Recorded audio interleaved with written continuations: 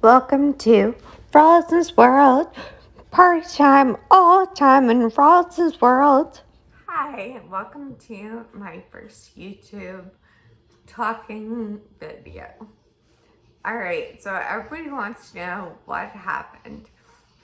And it's a story.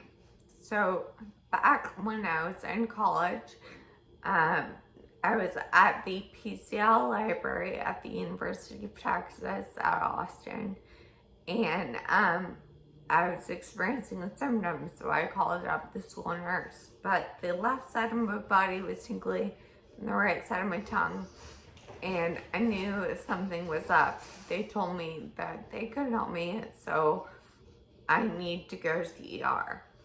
At the ER, they said they didn't see anything on it on the MRI.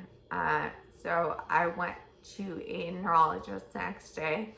They turned me away because I was 15 minutes late and said I needed a new appointment. But I was like, no, I need to be seen because something is very wrong. So I stayed, and then the next doctor who saw me did the followed finger test, which I'm very bad at, and she noticed a nystagmus or jumping in this eye.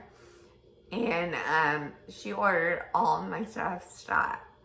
The doctors who looked at the scans concurred that I need to go to Arizona to the Barrow Institute to see a specialist team of surgeons and have the masses or cavernous malformations removed. Cavernous malformations are a vascular problem. The blood vessels are small and undeveloped, they can leak. So that's what was going on. It was growing where it was. It's in the cerebellum, but it was like touching the brainstem basically in it. And for my surgery, for instance, they had to go through the most dangerous part of my brain. They had to go through the floor of my brain, so I have this gnarly scar on the back of my neck. I don't know if you can see it in that. Hopefully you can see it here. I'll turn it. Okay. But yeah.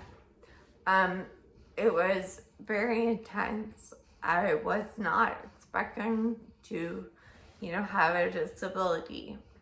But apparently that's not just possible, that's probable with the kind of surgery I had. I was talking to a neurosurgeon on Bumble years later, and he told me that it was something they expect for people to have like some sort of disability who have a surgery that's that intense. So, other things people notably ask all the time is like my intelligence or my IQ, how is it affected? And it's like this. My brain like works differently than it used to work. There are certain things like the game Luminosity, for example. Like there's only so fast I can click the clicker. It's annoying. I try to like click it and like I can't move it fast enough sometimes. So there's like that problems, which I think is I can't change. I noticed it's also like harder to form a thought, like that'll take me longer than it used to, but it's gotten better. But I noticed for like a year or so after like the initial surgery, it was very hard to just keep up with conversation because by the time that I had formulated my thought and like I was ready to say what I wanted to say, like the moment had passed. So that was very frustrating. I'm glad I'm like mostly past that.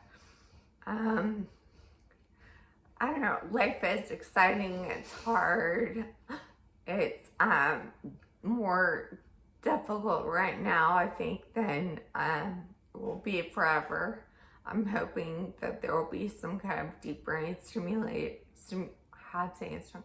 deep brain stimulator, like Neuralink, that will help me be quicker and interface with technology quicker.